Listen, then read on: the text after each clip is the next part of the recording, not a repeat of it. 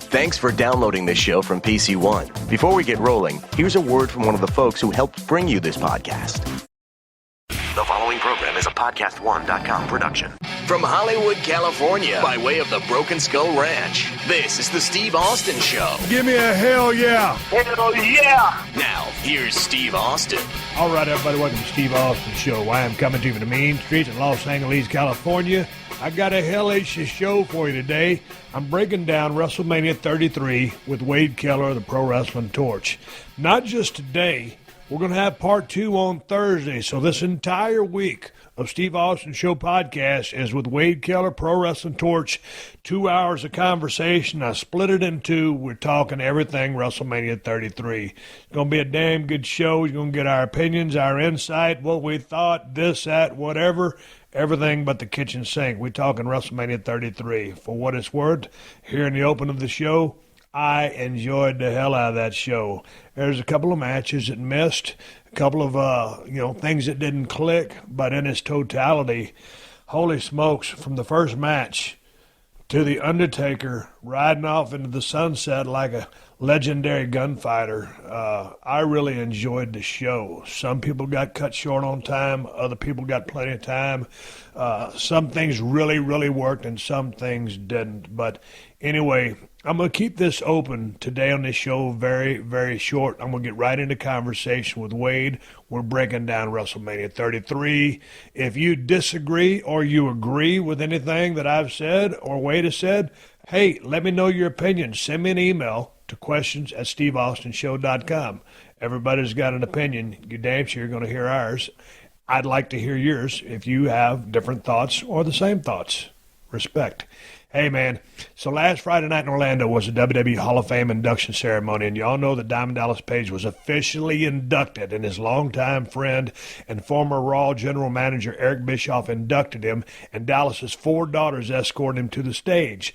Dallas gave a hell of a speech, too, and he thanked everyone, including the late, great Dusty Rhodes, who he said, without Dusty Rhodes, there would be no Diamond Dallas Page. And Dallas also thanked Terry Taylor and John Laurinaitis, who helped him come up with his finish, the Diamond Cutter. Congratulations again to my buddy Dallas, who's doing just as much these days outside of the squared circle to inspire and motivate people. And you know what I'm talking about. His life-changing DDP Yoga program. And for a limited time, DDP is offering y'all 30% off the DDP Yoga Now app and all DDP Yoga-related merch. Just go to ddpyoga.com/Austin, and the DDP Yoga Now app gives you everything you need to achieve your health and fitness goals. DDP's got tons of workouts, nutrition tips, and recipes, a way to track your progress, and even offers motivation for those days that you need it the most. The app also lets you access live workouts from the DDP Yoga Performance Center. And like I said, you can get all of that for 30% off by going to ddpyoga.com/Austin.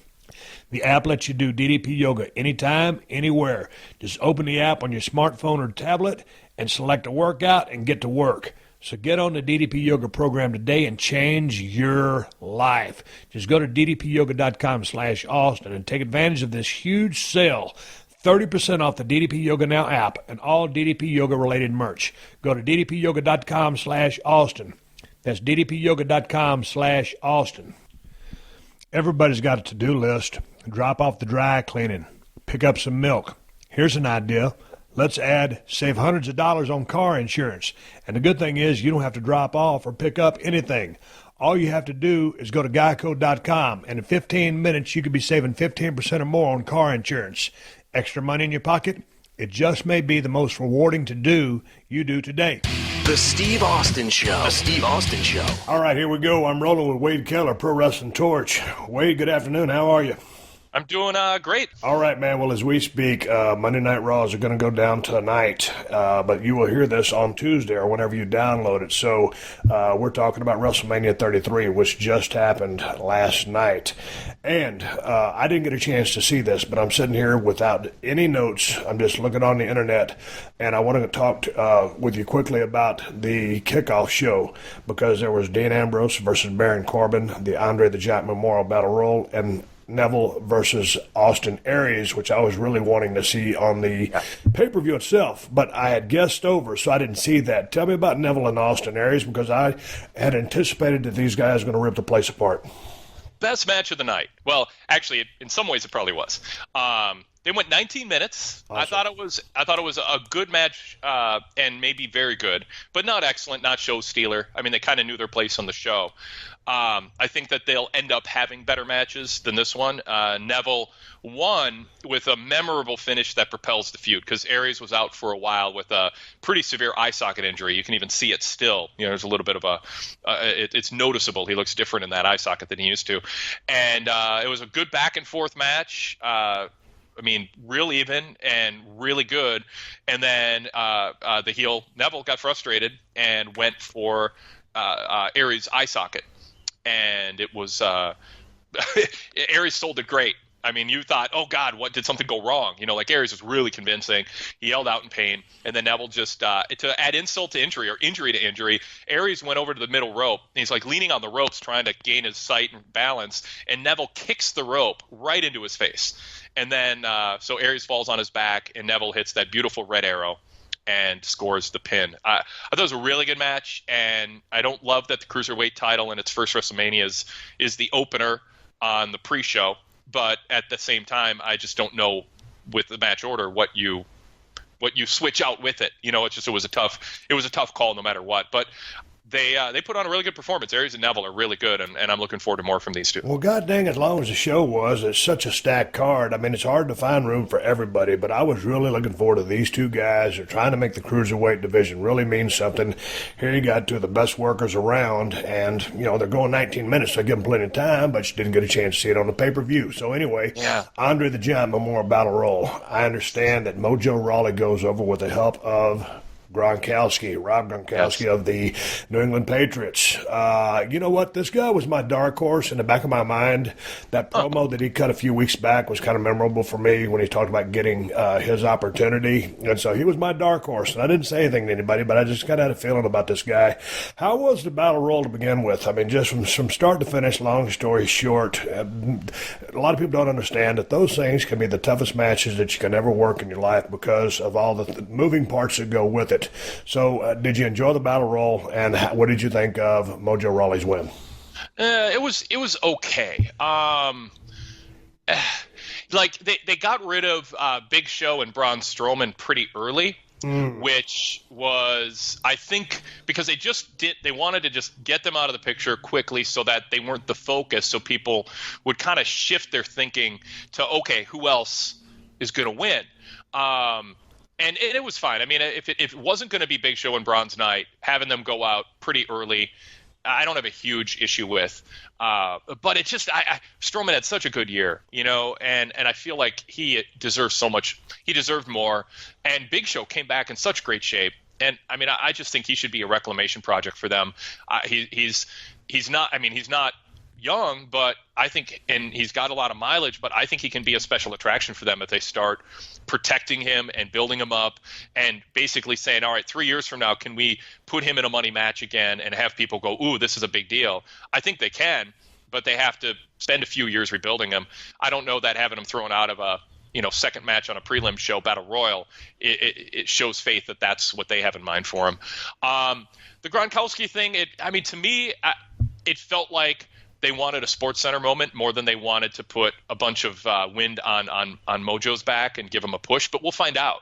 You know, I think if you give anybody the Andre the Giant Battle Royal win, even if you give them the win because he's friends with Gronkowski and you think you can get a Sports Center moment, and I understand that, that's a factor. I think that you do something with him, and I don't mean push him as a top guy for the next 5 years and he's one of your top 6 guys, but get something out of him. Like, don't forget about him 3 weeks from now. Right. He got the win, just like Baron Corbin. He should talk about it. It should give him momentum. So I hope they do that. I don't think the Battle Royal otherwise was all that memorable. And to have Jinder Mahal in the mix at the very end was I don't think anybody had their money on Jinder Mahal being one of the last 3-4 people in the match, but he was. Well, how did Dean Ambrose and Baron Corbin go down?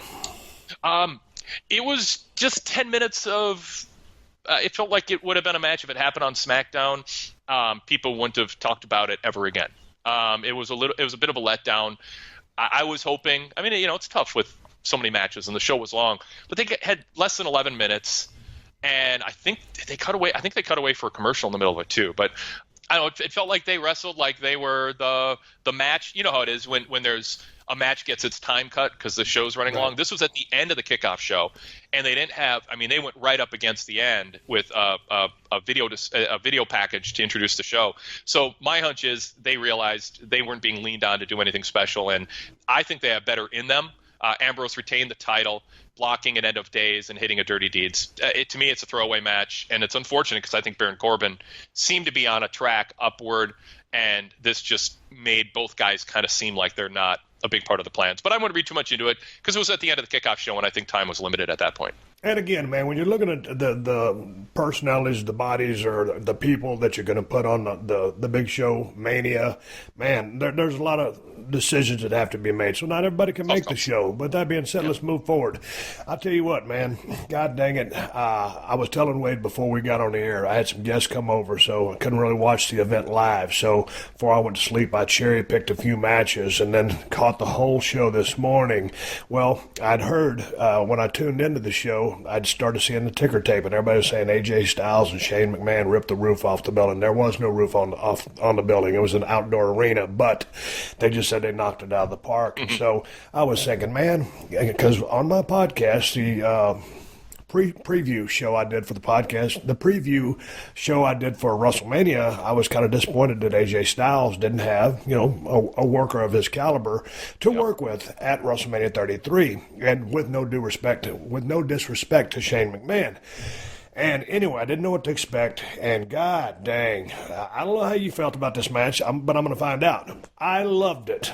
AJ Styles goes out there, and god dang, he just owns that entire building, the swagger, the confidence, the energy, and he's one of the best workers in the world, in my opinion. You could put him 1, 2, or 3, and I can name probably Kenny Omega's up there with him. I don't know what the other name I'd put up there with him, but god dang, he's good. And Shane, who's been taking all this, Muay Thai, Jiu-Jitsu stuff, he's been working on a lot of stuff, and he's afraid of nothing. He'll do or try anything, but I really thought this is one of Shane's shining moments as far as him working a match in the ring with a world-class guy, and I was highly entertained. Loved the story that they told. AJ was just going to go out there and dance around him, and this was a place where Shane didn't belong because this is what AJ does, and they just told a hell of a story. There's a couple of big-ass bumps, and then there was the finish, and I thought Shane McMahon delivered 120%. AJ Styles always does, and I just absolutely loved it. As far as an opening match, they had a fresh crowd, and the crowd was in hook, line, and sinker for this match. I agree with everything you said, but I would tone down my enthusiasm for all of it a little bit. But I would defend the match against somebody who was crapping on it. You know what I mean? Right. I thought it was on the highest end of any reasonable expectation somebody could have for this match.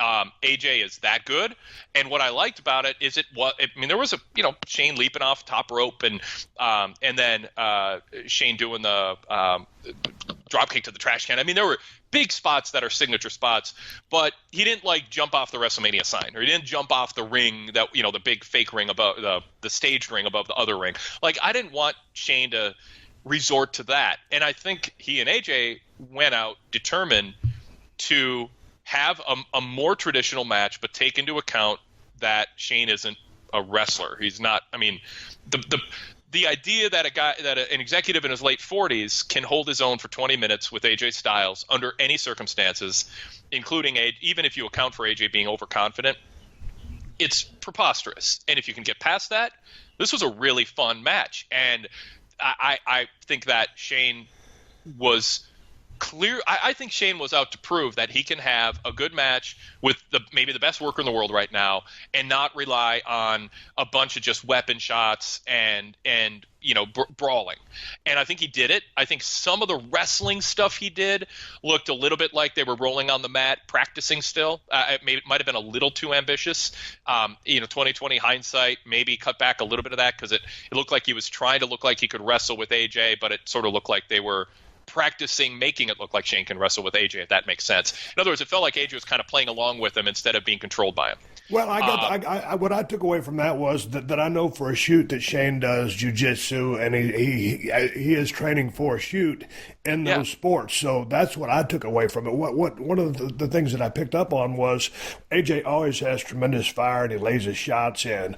Well, on the return fire, sometimes exchanges in the turnbuckles, Shane would fire up on AJ like, better than some of the boys who are in the ring, and they don't have that same fire, and he's connecting body shots, head shots, face shots, body, and so just his fire, and so he really felt at home. He was comfortable. I mean, he's no spring chicken, or he's no newbie to the business. He's been doing this for a long time. He doesn't work every night, so yeah. And to your point, and one of the things that I liked about this, there was a couple of big bumps, there's a couple of big moves, but it wasn't about him jumping off the highest object that he could find. He was out there, delivering a match, and so for where he's been, for where he's at right now, as the first match. And again, with a fresh crowd, but man, that was entertaining as hell.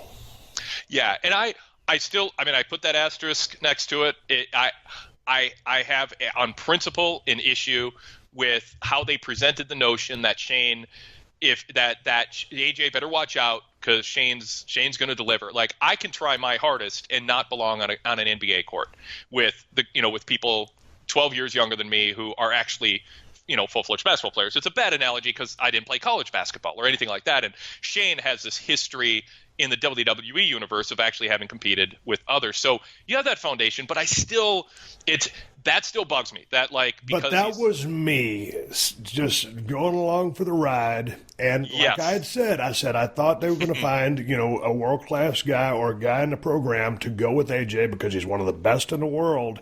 So, I didn't know how this match was going to play out. So the fact that it delivered way past my expectations makes me over the moon about it. So we looked at it from different, point of views. After spending the 13 or 14 years that I spent in the business, I was able to just completely just sit back and enjoy and be a fan and smile at the effort, and to go out there and to perform in front of that crowd and not do this full time. And again, it's not making it for any excuses or anything I just said. I just thought they did a hell of a job, and I can appreciate your viewpoint and your standpoint and how you view the business. But I just went along for the ride and I enjoyed it. Well, and what matters in the end is, did the crowd in the building, were they into it? And we'll talk about that as the show progresses. Well, yeah, and they were. Let's talk about that. Yes, sir, they were. They bid hook, line, and sinker. I think they were jumping up and doing yes chants at one point. But so they had that crowd. The crowd was engaged and invested in that match. Anyway, there's no sense in. I knew AJ was going to win, had to win. He's one of the best in the world. But anyway, as a way to jump off WrestleMania, to pick those guys to be the first match, I thought it was a great decision. You always want the first match to set the tone. If anything, whatever you thought about the match, and there's going to be your hardcore critics out there going to say blah, blah, blah, whatever. Whatever your opinion is, your opinion if you're listening to this show. As far as an opening match, it rocked the house. Respect to AJ Styles, who's one of the best in the world, and respect to Shane McMahon for keeping up with him and doing his part, because AJ needed a dance partner. I don't know what he expected to get with Shane. These days they got a little setup time or whatever, but the match delivered for me and I dug it. Yeah, I cannot complain too hard about it, even though I was on principle against it and I thought AJ deserved better. It was on the higher end of any reasonable expectations. They told a good story. And again, I'm with you on that because I wanted AJ to be working with one of the best guys, in the company, and he wasn't. So, but that being said, let's move on to the next one and talk about Kevin Owens defeating Chris Jericho for the U.S. title. This was a good match, but I put a little butt in there because I feel like with the TV time that was invested in this, in the Festival of Friendship and the Alliance, and recently the Universal Championship, I wanted this to. And again, the caveat is I'm not sure what I would switch it with. I mean, I have a couple choices, but it was a show with a buffet of options that could have been one of the final 3-4 matches on the show. This was one of them, and I felt like this early in the show, it served a good purpose, and it was a good match. And for this spot on the card, it worked really well. The crowd was into it start to finish. I like that. And one detail I liked is that had they had 25 minutes instead of 15 or 16, I think they would have gone to the trend lately, which is a lot of big moves with a lot of kickouts. And they didn't overdo it with the near falls in the end. And they sold the idea that just a power bomb on the edge of the ring was enough. And it was a little thing. I tell the story all the time. Remember Paul Heyman? I went to a Windy City Wrestling show when he booked Windy City Wrestling way back in the day. And I just shadowed him, and he told me and talked about all the booking decisions he made and how match number 2 is important to telling a story for match number 6 or 7 or 8. And that's what I felt happened here. I felt like having that one move, and it's a huge move, a powerbomb on the edge of the ring apron, it didn't lead to let's have an unbelievable kick out and then do 3 more big moves. Right. I really like that for setting up the rest of the show. So my thought was disciplined, well executed, and smart, that fit the tone of two guys fighting over a grudge. I just feel like it deserved a little more time and should have been a little later on the show, and it would have been even better. I thought it could have been later in the show, certainly. The second spot, God dang, man, you're talking about Chris Jericho is going to go in the Hall of Fame as soon as he retires or whenever they decide to put him in. Kevin Owens is a hell of a damn veteran. I love the match. Thought both guys worked their asses off. Told a good story, a great story. I love the finish because, just like you said, with all the near falls, the kickouts of big finishes, and sometimes it can be a little much depending on who's doing it. Sometimes there is a kind of that double standard. They didn't do that. There were some good sequences in there. I love the Walls of Jericho by KO onto Chris Jericho, and then vice versa. So there are some kind of index finger. Dude, that was. I'm glad you said that. That cover with just the index, the knuckle of the index finger, just getting that rope just as far as ring awareness and positioning. And a lot of times you'll see a guy take a bump and start wiggling his shoulders to get where he really needs to be. He was right where he really needed to be. And that was one of them out of, we're about to get to the main event here in a little bit, and that was a huge moment when Taker took off the gloves, the hat, and we'll get to that. But that was one of the most memorable moments of the entire pay-per-view for me, was KO reaching out to that damn rope with his one finger, to your point. It's so Kevin Owens. It's one of the things that makes him great. I mean, there's a lot of people who are good athletes and have good mouths and all of that. There's all these little extra things he does that put him over the top and make him so valuable. So I would have been interested to see, had they, given him one of the main spots and a few more minutes, like you said. But again, I thought it was really solid. I thought it was really good. And, I'm a fan of both guys. I'm friends with both guys, but I'm being objective here. It was a damn good match. But at times the crowd would drift in and out. And I don't know why that was. I think the coast to coast, a couple of the moves that AJ and Shane did in that first match were pretty damn dynamic.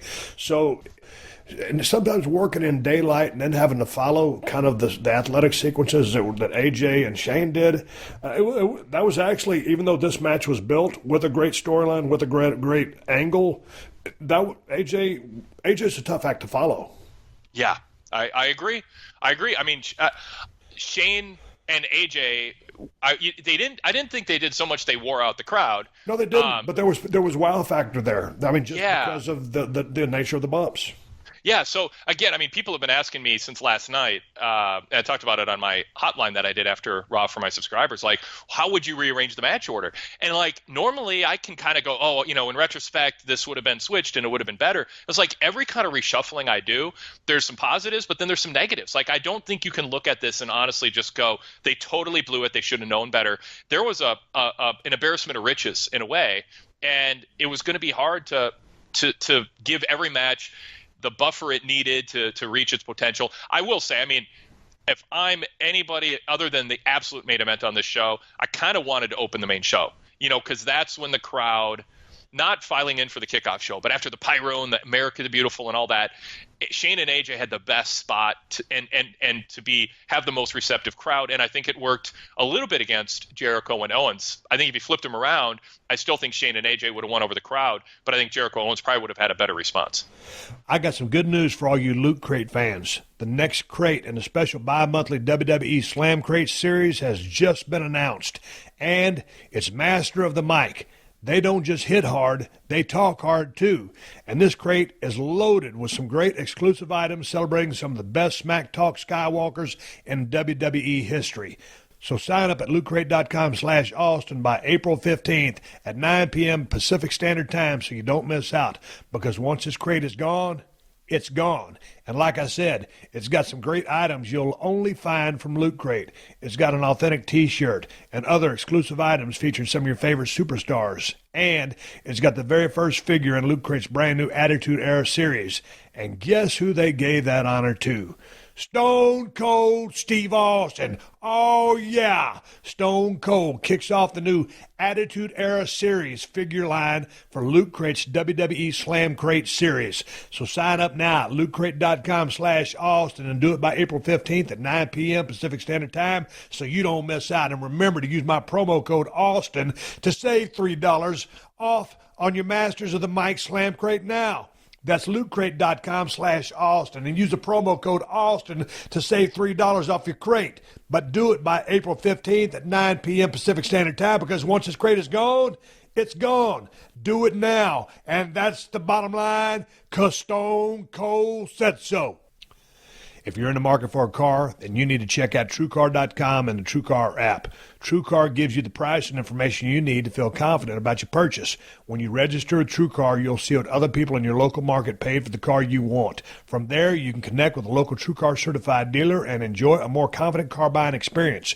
TrueCar shows you real pricing on actual inventory so you see competitive pricing offered to you by TrueCar certified dealers for vehicles that are actually on their lots. TrueCar makes car buying easy, no matter if you're looking for a brand new or a used vehicle. There are over 500,000 pre-owned vehicles available from TrueCar certified dealers nationwide, and there are over 13,000 TrueCar certified dealers. And over 2 million cars have been sold to TrueCar users by the TrueCar Certified Dealer Network. TrueCar users save an average of over $3,000 off MSRP. So when you're ready to buy a new or used car, visit TrueCar.com or download the TrueCar app to enjoy a better car buying experience. Some features not available in all states. Man, I tell you what, I was wondering about this on my pre-show podcast. It was Bayley, Charlotte, Sasha Banks, and Nia Jax, and a four-way match for the women's title. And what the Raw title. I mean, they got so many titles, I don't know which one it's called anymore. And I was worried that maybe they're going to try to lump too much on Nia Jax because out of all these women, Bayley, Charlotte, and Sasha are veterans, and they're all very, very good.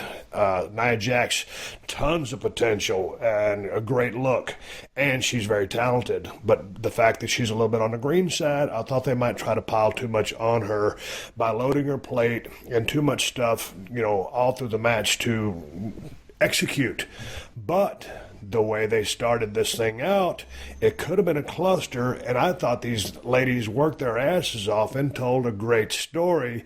All three of them having to team up to try to take out Nia Jax, and then finally, with teamwork, taking her out, all three piling on her, and she gets pinned 1, 2, 3, and she's the first eliminated after she kicked all three of the other girls' asses. It took all three of them to take her out. So I thought that was very smartly played. It was because you want to clear. It's Nia Jax wasn't at a point where you're like, oh, it should be 1-on-1, Nia Jax against whomever, you know, any of the other three. She's not there yet, but you also don't want to cut off her momentum. So she was sort of protected in the sense that it took three to beat her, but it was also she was protected in that she wasn't overexposed. She wasn't in there kind of getting in the way or overstaying her welcome in a match where there's so much going on. So they protected her by having all three, including some enemies, get together to eliminate her. It actually put her over in losing, and it also cleared the plate. It cleared the field for the other three to then turn it up a notch. And so to Nia Jax, I say congratulations on a great performance. And to you, Wade, I say this. Check this out. As it went down, it was like a two-person power bomb with a drop kick or whatever. Boom, she takes a bump. All three girls pile on top of her. 1, 2, 3. Here's what would have made Nia look even stronger. She's going to do the favors. She's going out first, right? So all three women cover 1, 2, 3, and then she rolls out. But had she kicked out on 3, it would have made her look like a monster. She still would have been eliminated, but the kick out on 3 is a lost art. And the same thing with Braun Strowman a while back when, Jesus Christ, who was it that beat him?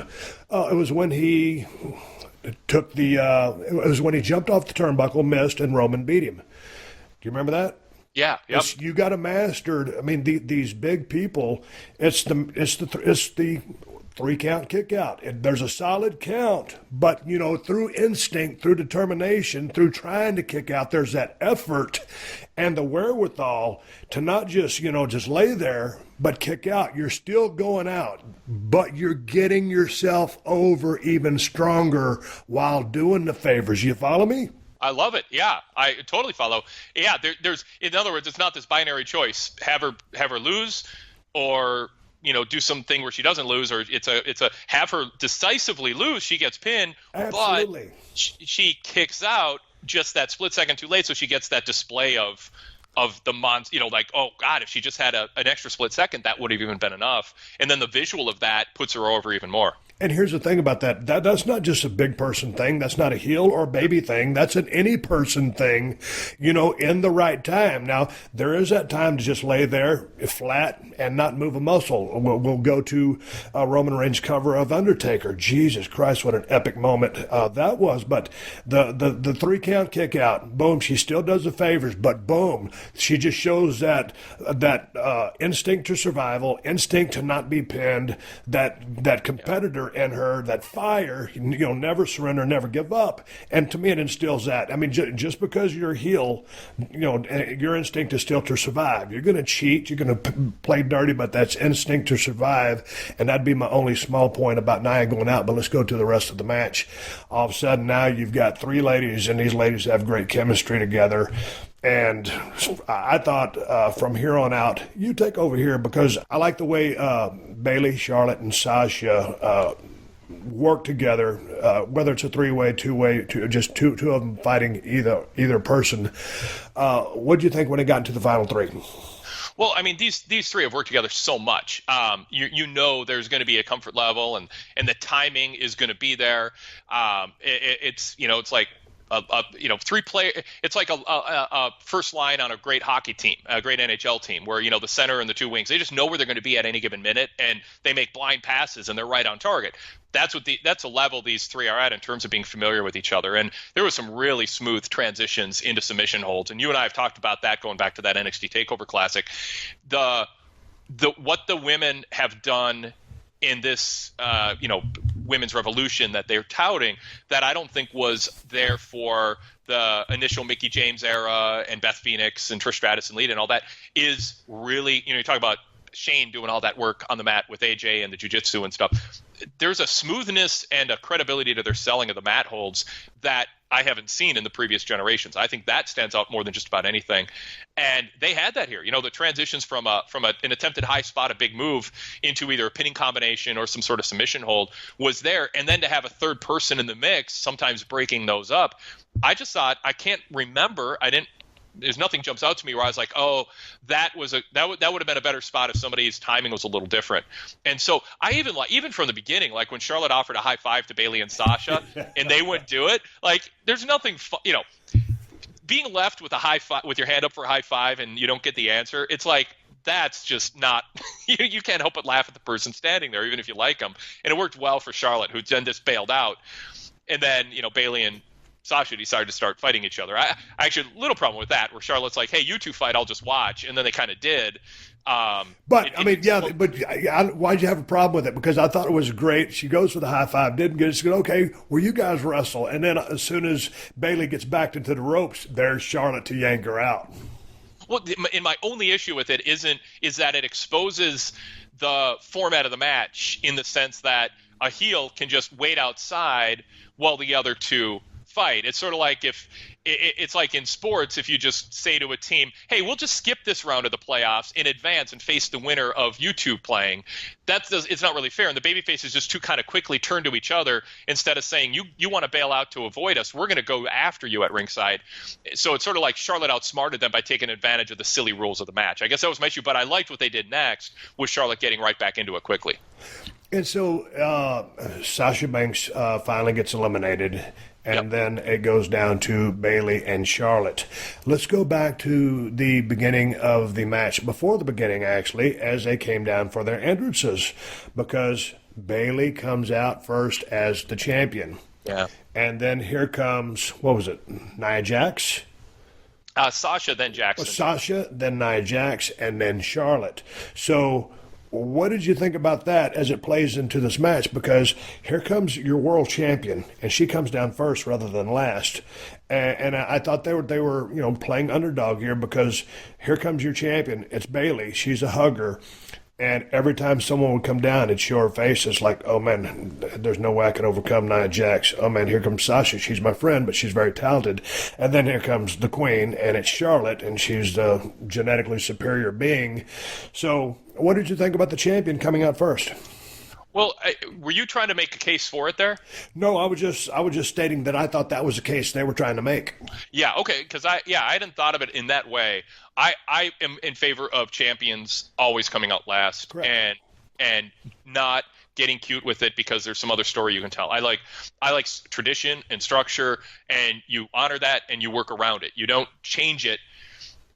Because in this case, you want to tell you have an opportunity to tell a different story, and that's where I lean on a lot of things. I don't think the referee should apply rules except they have this really cool spot in which the referee has to ignore the rules for them to do that spot. I don't like that. I think work within the structure. So I'm against it. But if you're going to do it, I mean, the visual of Bayley kind of gulping as one person after another comes out, it does set up a nice story. But I'm old school in the way that the champion should always get to come out last, and they should leave the challenger hanging and watch them come to the ring. Well, and here's the thing. I'm a fan of all women in this match.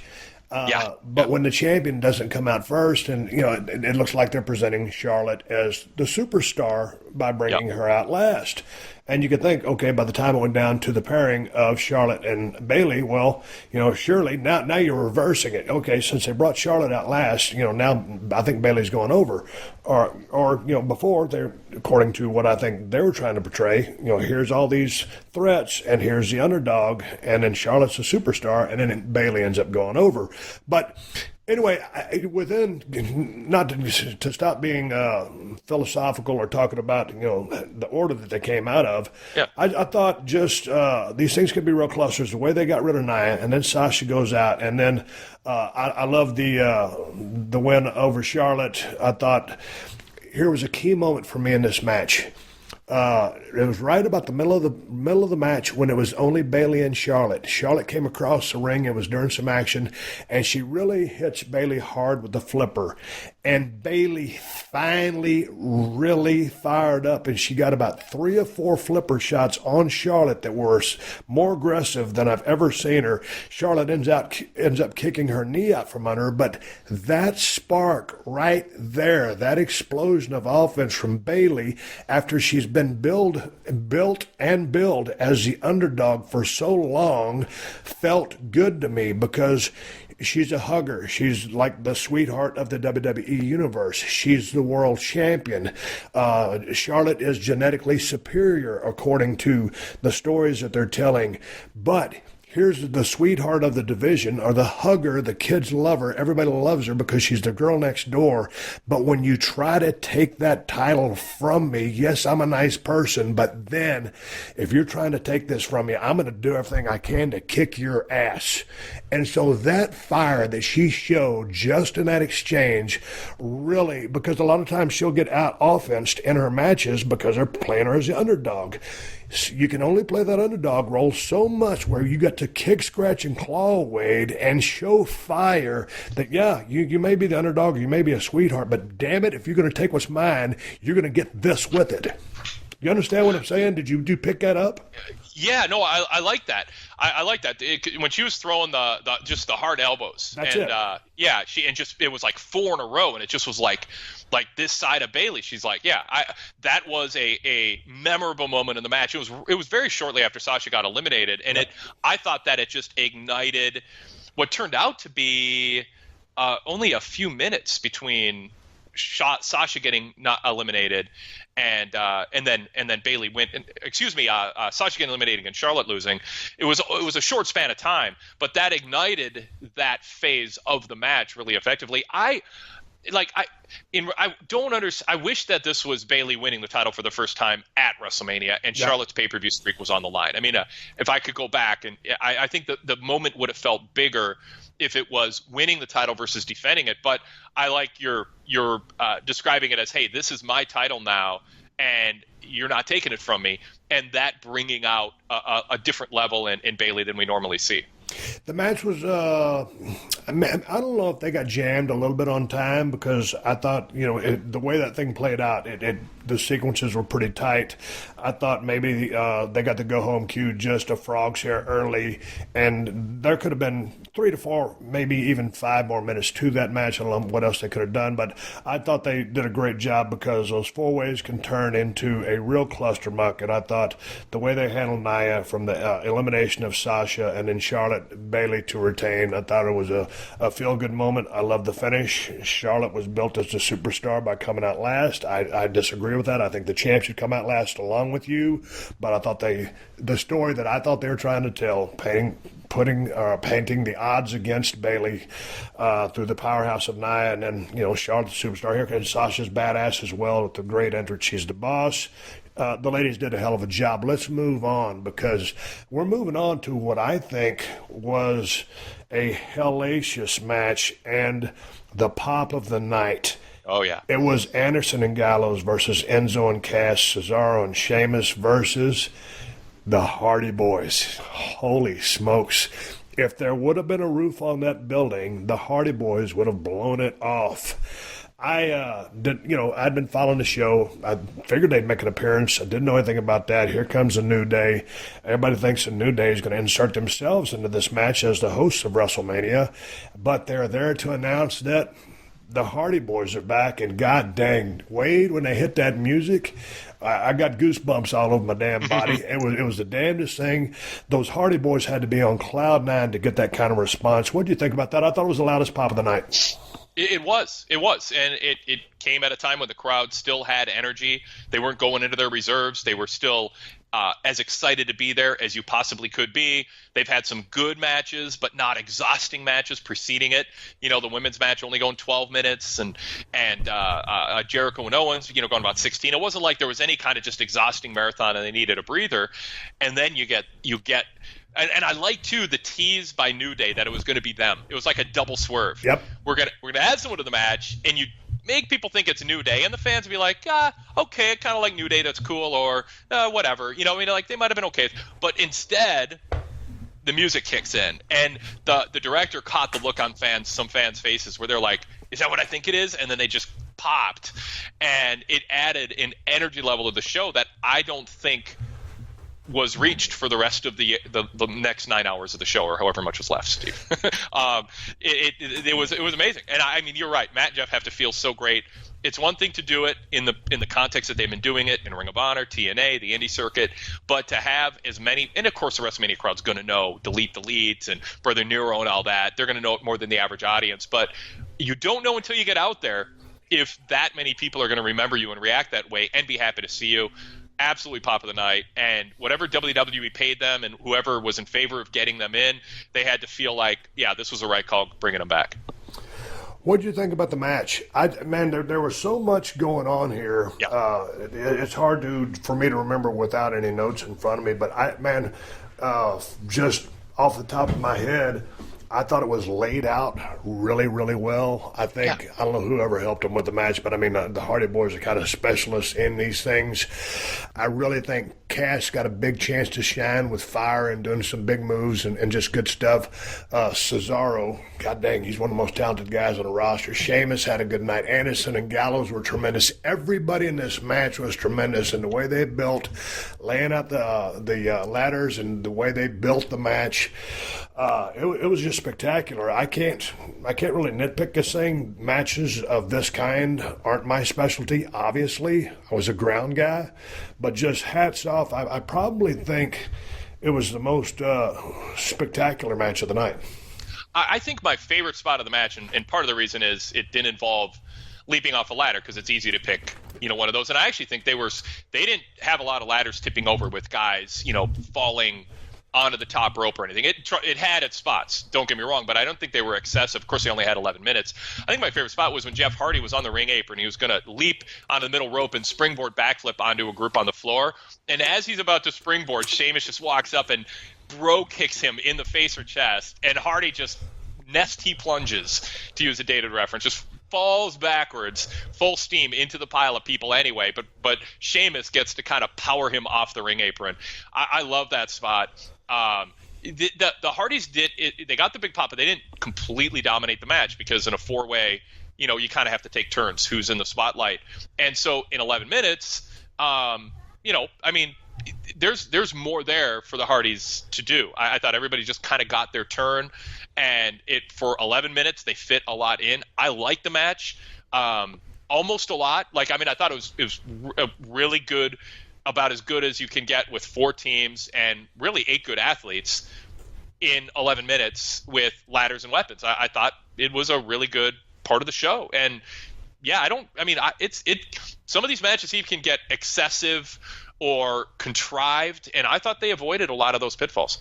Well, I thought they did too, and we've seen, Jesus, man, that match that all those guys were involved in from WrestleMania 17 in Houston was probably more thrills, chills, and stuff like that of that nature, but just with a lot of big guys. Sheamus, Cesaro in there, Big Cass. For those guys to be able to execute, everything they did, using Enzo as a weapon, all the different things. I really liked the start of the match when, the Hardy Boys came out, that the place just came unglued, and the fact that they went on offense a little bit before they settled into the match, it was just, it was a great call because, they were back in a WWE ring, and they were the ones that were going to shine first, and you get a good dose of what you'd been or what you hadn't seen in so many years and probably thought you'd never see again. And it's just amazing, that delete stuff. Go ahead. Oh no! Finish with on delete. No, stuff. I was just I've been just so proud or happy for the Hardy Boys.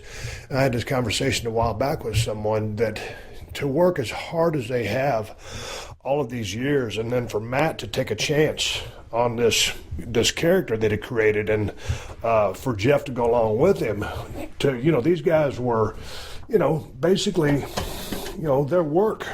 Their willingness to take risk was a big part of their career. So for Matt to be in the business for, Jesus Christ, now over probably 15 years, to commit to such a off-the-wall character and do it with conviction and get it over.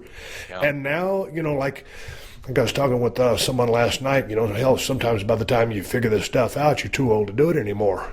Here he is, he's taking his share of bumps, lumps, and bruises and all kinds of stuff, and he goes to work on this crazy, outlandish character and gets it over super strong. It transfers into the WWE, and it's just amazing that here's a guy who knows he hasn't learned it all and is still working on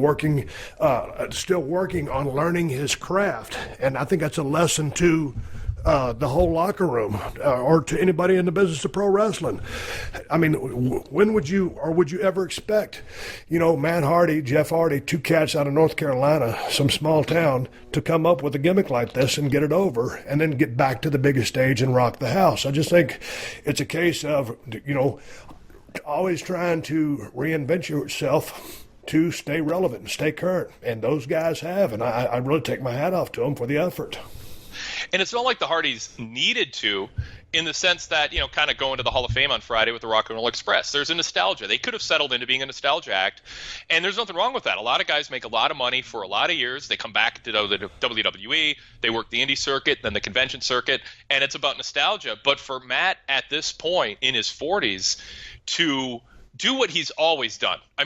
Matt Hardy version 2 was I wouldn't even say a guilty pleasure of mine, but like a particular favorite quirky gimmick of mine. I love the self-centered Matt facts when he would come out in the big screen would just say something like Matt prefers a straw with his lemonade. Like, who asked? But I laughed at all of them. Stephanie McMahon never got it, kind of poo-pooed it. It just wasn't, it was too abstract for her or something. And so it didn't really get the chance that I thought it deserved. But Matt's always, I remember hearing early on with the Hardys, like, Jeff's the athlete, Jeff's the, almost unmatched charisma doing nothing. He's Jeff, and people are like, this guy's a star. Matt was always, with the brains. He's always just really trying to invent things, whether it's spots and matches, and the smart psychologist, really smart to the business. But it doesn't surprise me at all that he just kind of got restless almost just doing the nostalgia, just being Matt Hardy, and came up with something so off the wall. And it did translate. I don't think the Hardys would have gotten that pop if it weren't for the whole delete broken Matt Hardy thing. Agreed. I think there was appreciation for that, even if they couldn't bring it to WWE with Impact Wrestling owning it.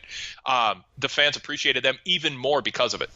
Yeah, because they got a nostalgia pop on top of the current thing that they're doing. Exactly. And I think that was the strongest thing over the nostalgia thing. And the fact that the Hardys were back in the only major, I don't know how I say this, I mean, the big leagues of sports entertainment. I mean, no ifs, ands, or buts. It's the WWE. So, man, for them to be gone that long, you think they're never going to come back, or they're too old to come back, or there's no interest, or whatever. And here they come. And like I said, they rocked the house. Again, let's go ahead and move on. But I love this match. I thought all the guys got their stuff in. Everybody looked like a superstar.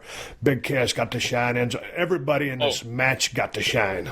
The best, one of my favorite just little things was when Enzo's beat up, and he's, and every ladder match has it. I can't quite climb this ladder, and every step it's crawling through the desert to the Mirage, and then Big Cass walks in and goes, "Let me help you." He climbs a ladder, puts Enzo on his shoulders, and powers him up to the belts. I thought that was a really cool spot of kind of a big man small man team. And I forgot, how did they get them off? Was it Carl coming up to ruin that, because Matt ended up getting the titles? Oh yeah, I don't even know if that was right at the finish of the match. I just remember that being the spot. I don't even remember where it was in there. And yeah, I mean, there were a lot of cool spots in here, like Cesaro with the giant swing on Anderson, and then the catapult into Sheamus. I mean, there was some. I mean, everybody kind of got their time to get in a few spots that made the match look like more than just, guys are just going through the motions. And who called Cesaro doing a 619?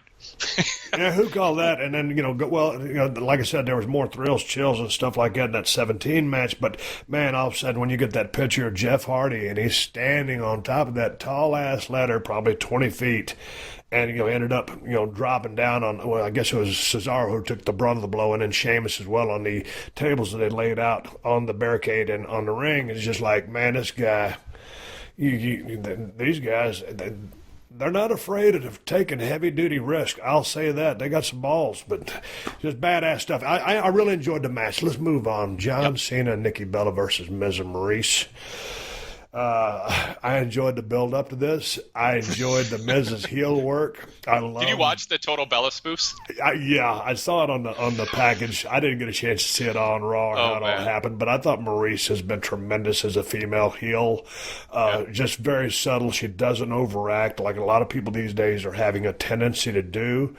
Miz is gold on the mic. Of course, John Cena is too. And man, Nikki Bella she's done tremendous, and just those two together versus the Miz and Maurice, what a great matchup. It's an intergender type match, but the match was entertaining, and for me it was like, it was refreshing. Not refreshing, because I love watching John Cena matches, but I felt like, it wasn't his time this time to carry, the weight of the show on his shoulders and have one of the big 30-minute matches that he's had in the last, decade. And so for him to finally settle into this spot with Nikki against Miz and Maurice, it was fun. There was nothing crazy about it, nothing outlandish about it. It was a match that happened. And then, after that, he gets on his knees and proposes to Nikki Bella. But it was entertaining, Wade, and that's really all I can say about it. Yeah, I mean, we talk about AJ fighting Shane and what would have been better. Well, I mean, I would have put AJ as champion without having lost the belt, have Cena win the Rumble, and give us the match that AJ and Cena had at the Rumble, put it in Mania, and have that cap off the show. Like, that's that match, it's sort of like, Hogan Flair never happened at a WrestleMania. I just kind of feel like Cena AJ, and maybe it will next year. I just feel like Cena AJ have such a chemistry, that parallel careers, but in different worlds, and now they're colliding when they both can still go at the top of their game, but they have all the smarts of ring veterans and different styles. What they've had, the magic they've had in the ring, I think that deserved Headline Mania. That said, I think when people first heard about this mixed tag match, they had a certain idea of what it was going to be, and then you add the Total Bella spoof and the gloating Miz and Maurice, we're really in love, and John, you're fake, and you're never going to propose to Nikki because it's just a Hollywood marriage, and it's not for real. Like, with the punchline of this feud being, Cena proposing to Nikki, I mean, I think it's not going to be my favorite WrestleMania moment ever, but I can't argue with the logic of Vince McMahon and, heck, even John Cena, who kind of has made a reference on television or two that this wasn't his first choice, and that if he had pull in WWE, he'd be facing Undertaker, not Reigns, which was an interesting comment to make on SmackDown. That said, I think that this worked for its place on the card. It added that WrestleMania special vibe. It was a little out of the ordinary. Correct. Nikki and Maurice were believable. And, John Cena, the top star of the last 15 years, proposed on national TV. That's part of wrestling. Well, the crowd popped on that. I mean, and it was a super feel good moment. It was really, really cool. And you're talking, the guy that used to be Stone Cold Steve Austin, the toughest SOB in the history of the WWF. So, it was really cool for what it was. And I when I say that, I don't mean that in a condescending way or in demeaning.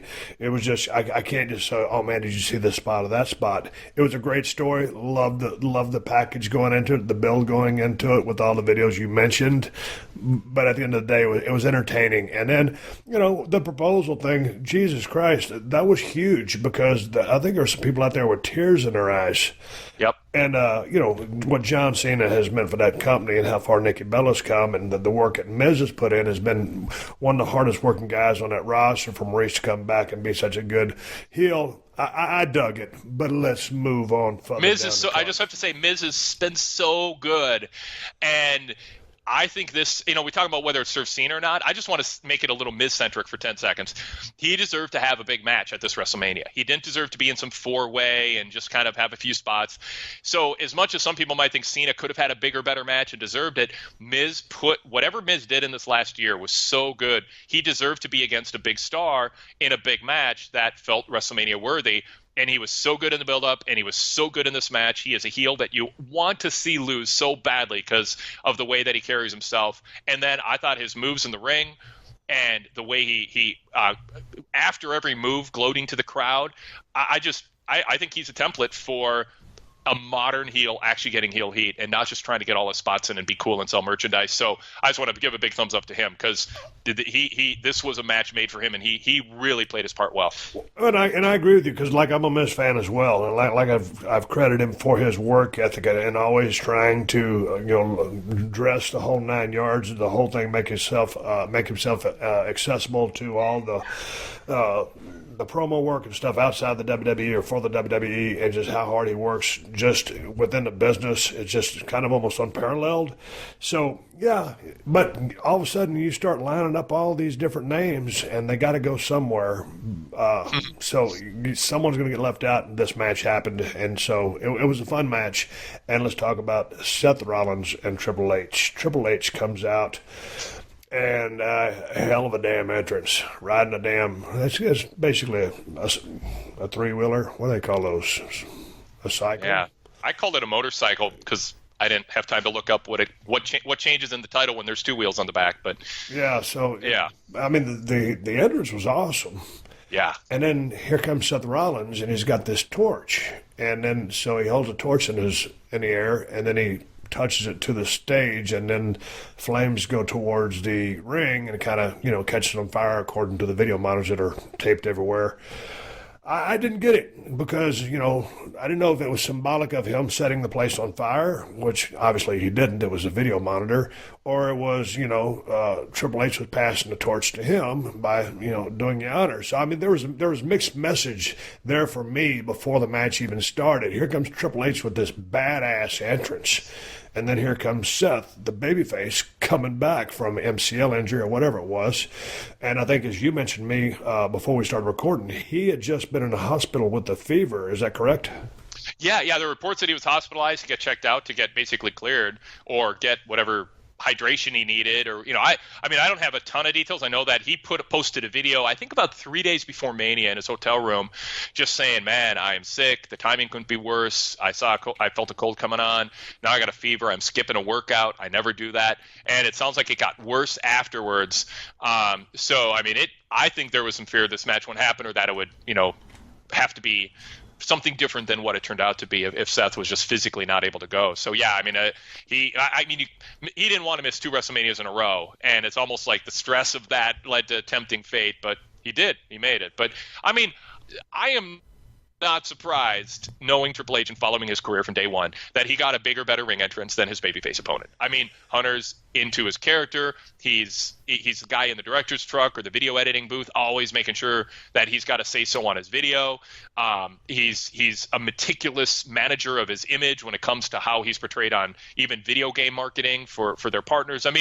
Hunter, he works. So he talked on the media conference call for NXT that I was part of a couple weeks ago.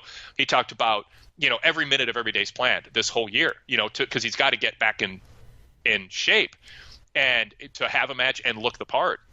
And he did look the part when he was posing at the end of that ring entrance. And I'm like, and the music's playing, like that's months of pain and dedication and all the little things he put up on Twitter and Instagram about, when you don't feel it, you still got to do it.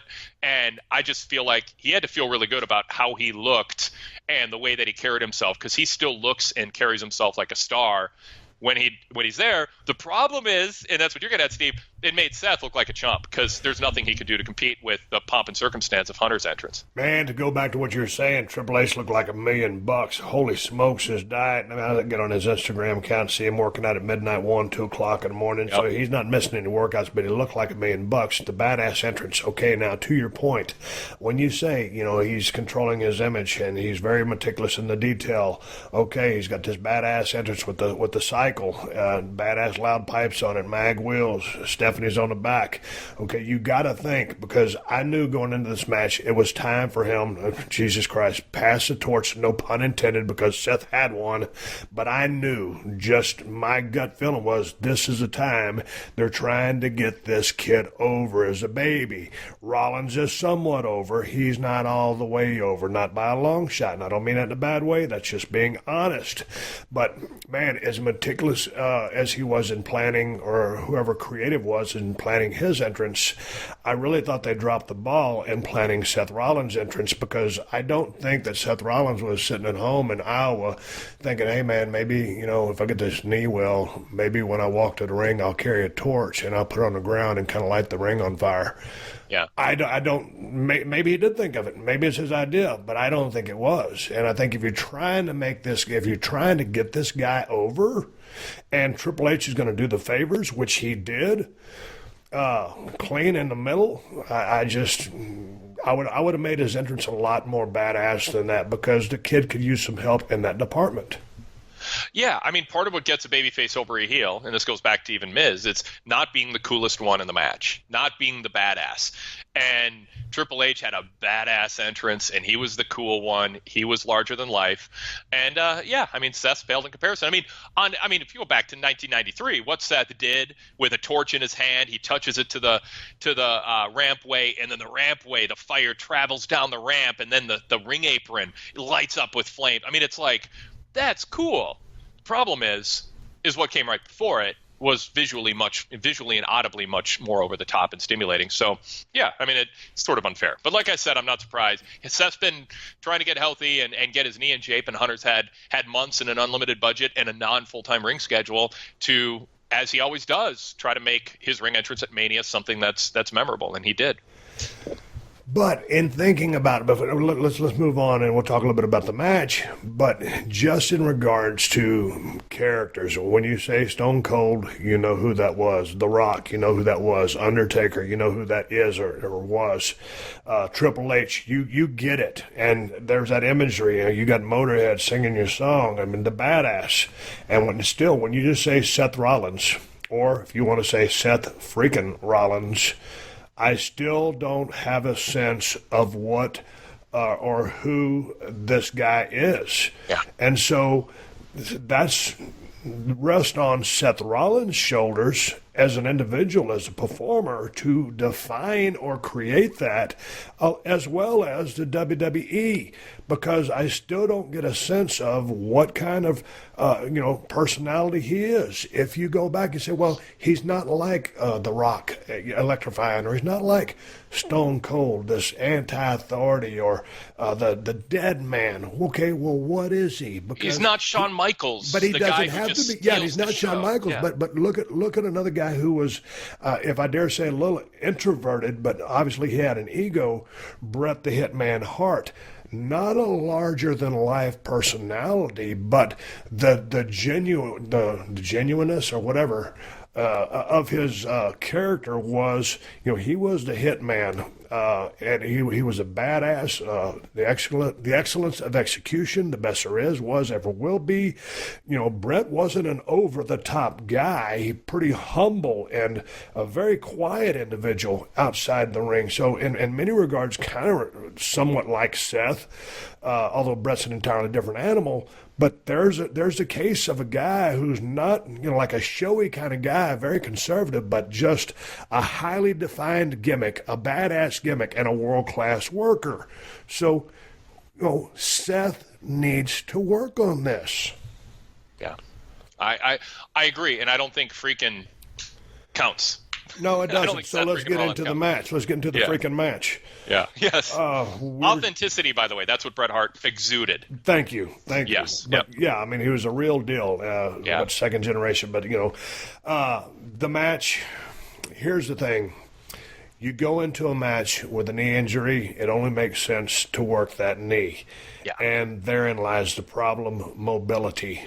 So I thought that as meticulously, as hard as these guys work, I know how much thought Triple H puts into these matches. Love the finish sequence involving Steph towards the end. There was also a back and forth go between of Seth and Triple H, which lasted, I don't know, about 30 seconds. But just that match kind of plodded along because you're working a wheel and it never got a chance to get into second gear, or at least the next gear, from a cadence or speed change. Yep. And so it just kind of plodded along. There were some good moments there on the table, some interesting stuff, some impact stuff. But I thought the match kind of struggled to really keep the people. And, you're talking about Seth coming back from 103-degree fever. 99% of the population doesn't know this, so you're just based on what you see. So I can understand that the guy was a little bit flat and was just lucky or fortunate or gutsy to be able to perform. But just from a match standpoint, it didn't grab you. And he's not over enough. They didn't make that entrance cool enough, and one entrance isn't going to make you before a big show. But the match was what it was. Had you cared deeply for him, that match could have worked. And you can work a will and have an effective match, but you have to be more invested in that babyface than they are, because he's relied on his sequences and his athleticism to carry him, to take him to the next level. He'll have to get more character development. But let's stick back to the match. Your thoughts after I've elaborated as much as I have. Yeah, I mean, 26 minutes on a show that, counting the opening bell, you have about an hour and a half of pre-show with 3 matches, and then close to 4.5 hours of a main show. So you're talking 6 hours of wrestling. And to go out there and tell a story when they could have told this story, and I thought the first 4 minutes, first 4 or 5 minutes were really good. Last 4 or 5 minutes were really good, and then there was that 15 minutes in the middle that I think should have been shrunk down to 5. And then I think we're talking about a 16-minute match that was hellacious. It was fast-paced. It was start to close an adrenaline rush, and they never lost the crowd. And WrestleMania, perhaps more importantly than anything I just said, ends 10 minutes sooner. And that, to me, is respectful of Undertaker and Reigns. It's respectful of Goldberg and Lesnar. It's respectful of everybody who followed this match, that they didn't go excessively long needlessly. Like, if this was the main event for a regular 3-hour pay-per-view, Give me 26 minutes. And you know what? Even though it was a little slower in the middle than it should have been, or ideally would have been, still I think people go, that was a really good main event, a little slow in the middle. But I think there was almost a resentfulness of how when things slowed down, the crowd's already been there for 4 hours, and they're looking forward to 3-4 big matches that are left, and it just wasn't time for this kind of marathon show closer. And that's what this seemed to be. And I think that's where they kind of swung and missed a little bit in terms of forecasting. I get working over the knee and wanted to sell it. It felt a little indulgent. Yeah, again, man, when you're working a knee, and obviously Ric Flair made a living out of doing that. Normally he'd pick a preliminary body part, pick it apart, it's preliminary heat, and then in the course of the shine, then finally go to his main heat, which was centered around that knee to try to get in that figure 4 leg lock. But Rick had the innate ability just to always keep his guy firing, keep his guy alive. I thought, Seth was selling his ass off trying to get that sympathy. He died a little bit out there. The match was long. I had heard from people that were there in attendance that the temperature and the length of the show was starting to wear on people as it got deep in the show. And here we are. And again, to have this type of match, you really have to be invested in that babyface for this type of formula to work. I think, hindsight being 2020, if just looking back, to your point, this match could have been 10 minutes shorter, if anything. 6 to 8 minutes shorter, or say 10 minutes shorter, but bang, bang, bang, bang, bang. I mean, they started off throwing the fist just like Chris Jericho and KO did, but let Seth just beat the trash out of him for 4 to 5 minutes and totally dominate that guy, light that crowd up, get him, and have him beg off, have him on the run, get Steph involved a little bit earlier, and then boom, set your heat in, cripple that knee, and then saw down on him, boom, then go home or involve your tables. This is me nitpicking and going back, but it just dragged out a little bit too long. And these guys, ton of respect to Triple H, respect to Seth Rollins, but the match just it could have been so much more, but not so much more time.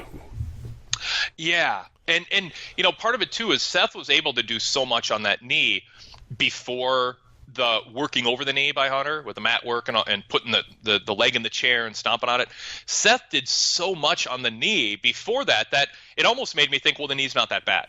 And I know they wanted to have that hot opening few minutes, a DDT on the table, we're going to give him a lot of energy, get him into the match, and then slow it down and work over the knee. But to me, it almost ruined the gimmick that Seth had a bad knee, because it was like a Mad Libs where it was like, blank spot, do a big move, sell your knee like you just re-injured it. And they did that like 8, 9, 10 times. Seth did that, a big move and then clutch your knee in pain.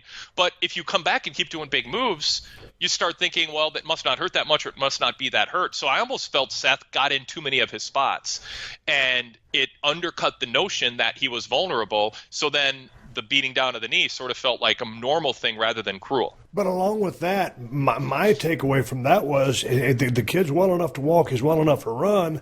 I don't need to see sequences right now. This is about the whole thing was the hatred between Triple H and Seth. One person was gonna, either you win, if you lose this match, you're done. So this was the time. Instead of sequences or athletic ability, you want ass whooping, and so you go on offense by bouncing that heel around, or at least chasing him. And he can't be the badass now. He rode down in the trike, but now he's in backpedal mode. Bing, bang, boom. Steph gets involved. Excitement, Wade, excitement. Yeah. Pop the people, whip ass. Don't prove how good of an athlete you are right now. Nobody cares. Right. They want you to extract revenge. You don't need to be fancy in doing so. Fists, feet, just punches, knees, anything, and ass whooping. But reaction from the heel, big eyes, holy smokes, boom, bumping all over the place. Use the wife, bam, some kind of bump there. Excitement. But anyway, I knew Triple H was going to, put the kid over towards the end because they're trying to make the kid. I thought Triple H he obviously did the right thing. I saw it coming, but man, just the lackluster entrance, just the fact that Seth hasn't developed that character as much as he needs to, try as hard as they did to execute it, I fell a little bit short. Yeah, yep. All right, everybody, give me the go home cue. It's time to wrap up his podcast and ride off in the sunset. But before I do, let me remind you, part 2 of my podcast with Wade Keller is going to happen this Thursday on the Unleashed podcast, the second half of our conversation about WrestleMania 33. So this is Wade Keller Pro Wrestling Torch Week here on the podcast. Check out my Thursday show as we hit that main event, because the epic send-off of The Undertaker was unbelievable. I have my thoughts on that with Wade Keller. Hey, let me give you guys something to watch. Video of the week, WWE Network Hall of Fame. If you didn't see that ceremony, you need to take time to watch that event if you love the business. From the presenters to the inductees, the speeches were off the chart. The articulation, the elocution, delivery, the movement of emotions, the hooks, just everything. This was an outstanding class and an outstanding presentation. So check that out. Send me an email to question@steveaustonshow.com. Tell me your thoughts. I thought it was amazing. Hey, man, real quickly, shirts you see me wear on Broken Skull Challenge, the beer I like to drink, they got links to them at BrokenSkullRanch.com. If you live in L.A., you can stop by El Segundo Brewing Company. If you're in Cali, you can pick up my beer, Steve Austin's Broken Skull IPA at Whole Foods and Total Wines. If you don't live here, check out InsideTheCellar.com or my website to see if you live in a state that they ship to. Everything Steve Austin you can find at BrokenSkullRanch.com, including the cold steel Broken Skull knife and the new working man's knife, an affordable knife for the working man. And I got to say one more thank you to all the fine sponsors of the Steve Austin Show, because that's how I'm able to do this podcast for you twice a week for free. And you can find all my sponsors at podcast1.com. Just click on the Killer Deals button at the top of the page and then click on the Steve Austin Show banner. So thanks to DDP Yoga. Go to ddpyoga.com/Austin to get 30% off the DDPY program and all DDPY-related merch. And Loot Crate. Sign up at lootcrate.com/Austin and use the promo code Austin to save $3 off your Masters of Mike WWE Slam Crate. And just a reminder that the Steve Austin Show is also a participant in the Amazon Associates Program, an affiliate advertising program designed to provide a means for me to earn fees by linking to Amazon.com. You can link to Amazon at podcast1.com by clicking on the Killer Deals button at the top of the page. Hey, 60-second AP News headlines coming up next. Until then, my name is Steve Austin, and I will catch your ass down the road. This has been a Podcast One production. Download new episodes of The Steve Austin Show every Tuesday at podcastone.com. That's podcastone.com.